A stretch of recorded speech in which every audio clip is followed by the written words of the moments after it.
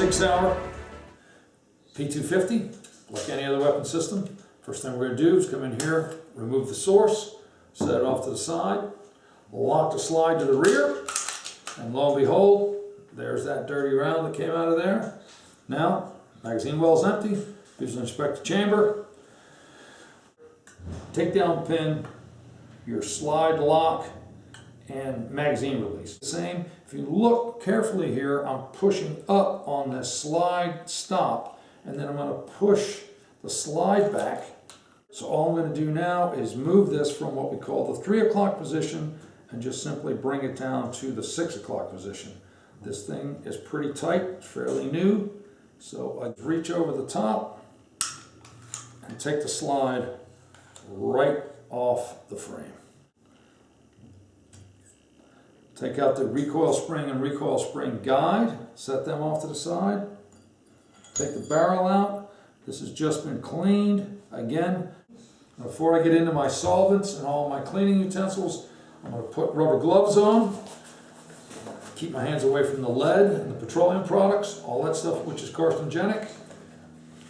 It's a little hard to manipulate the weapon with the gloves on, so all I've done is field strip the weapon without the gloves, and now when I come into the care and cleaning, I've got rubber gloves on. So I'm going to come over the top with my Frankenstein toothbrush or AP brush, just hit these high points, knock off any big stuff. Again, I've run a bare finger over here. I don't have any nubs, any burrs, any deformities in the metal. Doesn't look bad.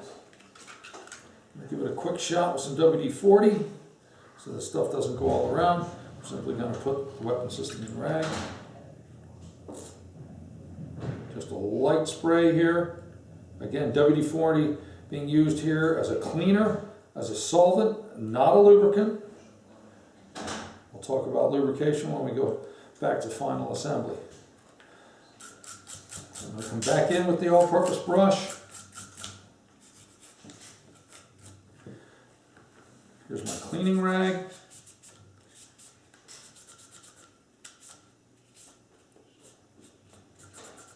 As the solvent takes a lot of the old oil away and some of the carbon buildup, you'll see it on the rag.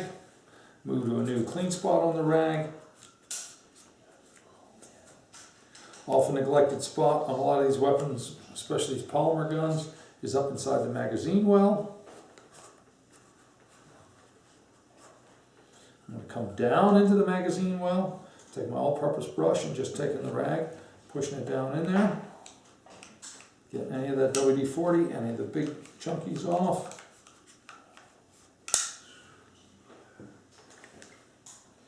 Got some good light here, looks all right. If you have excess residue, come in with compressed air, again, so I'm not blowing this stuff all around. I'll blow this stuff right into this dirty rag, compressed air into those nooks and crannies. Back with my all-purpose brush.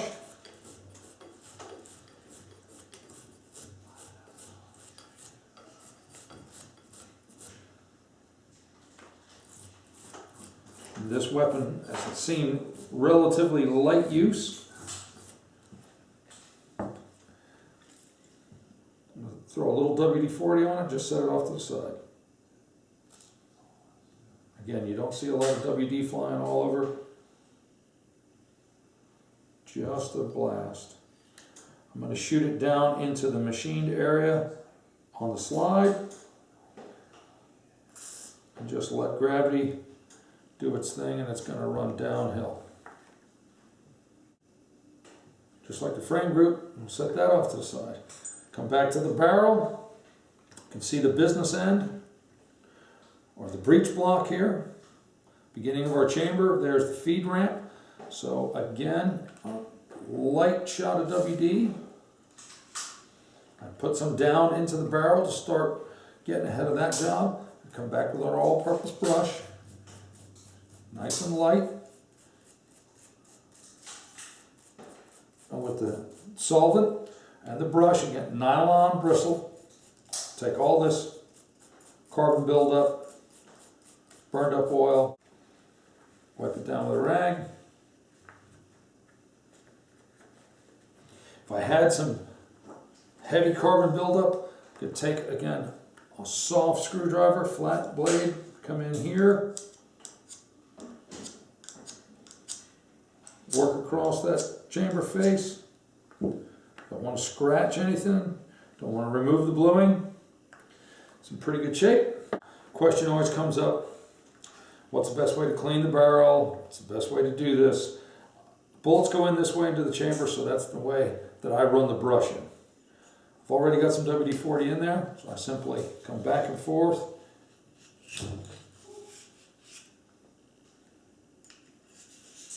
Just a few times. I've got solvent in there, I've got a clean brush in there, just working those lines and grooves. You can come in from the crown side. I don't recommend it because if you nick the face of that crown, you could destroy the accuracy of the weapon. So now I'm holding up to the light, I'm looking into the barrel, looking at the lines and grooves. I don't see any dirt, corrosion. Wipe this off, set this off to the side.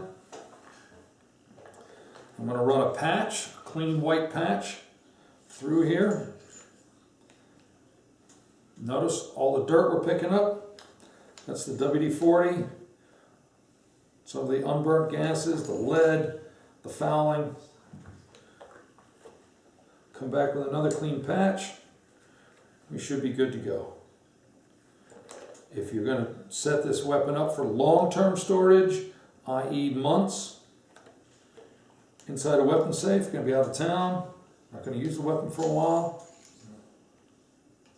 After you get that barrel nice and clean, get all this residue out of there, what you could do is put just a shot of Break Free, use it as a preservative.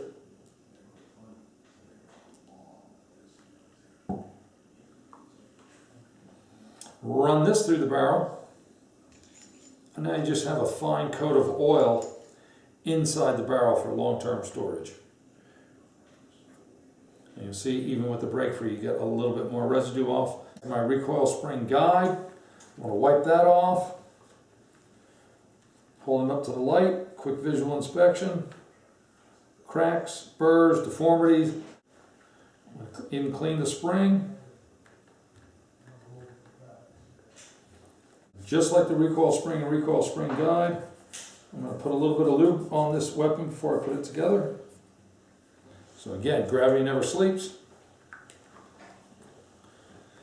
Here's the machine grooves inside the slide. So all I'm going to do is put a drop of FP10 inside those machine grooves and just let gravity do its work.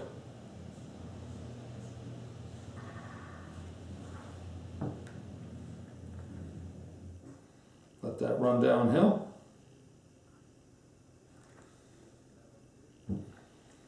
Set the slide upside down. Put a little bit of lube here on the locking block or breech block where that's going to interface the slide. Again, just a light coat. This weapon's fairly new. This will help the weapon break in properly. Good quality lubricant. You don't have to get crazy with this stuff. Drop the barrel back in. Recoil spring and recoil spring guide. It's cleaned, it's lubed. That goes back in. Put one more drop of oil where the slide's going to interface with the trigger group. Drop the barrel back down in there. Bring it all the way to the rear. Take the recoil spring and recoil spring guide. Insert it into its housing. Push it forward and down so it catches on that notch. Now if you look at it, recoil spring guide is level or flush with the edge of the slide. Everything's all lined up, nice and clean. Come back to the frame, set the frame down, simply match up these front two tangs with the slides that are machined, and here we go. So now Those slots line up perfectly with the slide and those tangs. They come all the way to the rear, and now I reverse the process. I'm going to push the slide to the rear, engage the slide stop, and then I'm going to take the takedown lever and push it all the way back to the 3 o'clock position, run the slide forward, and there we are. For a function check, again, it's pretty simple. Point in a safe direction, check the weapon, press on the trigger, hammer comes back, release the hammer, there's my reset. Again, hammer comes back, click, trigger comes back, there's my reset. Sig Sauer P250.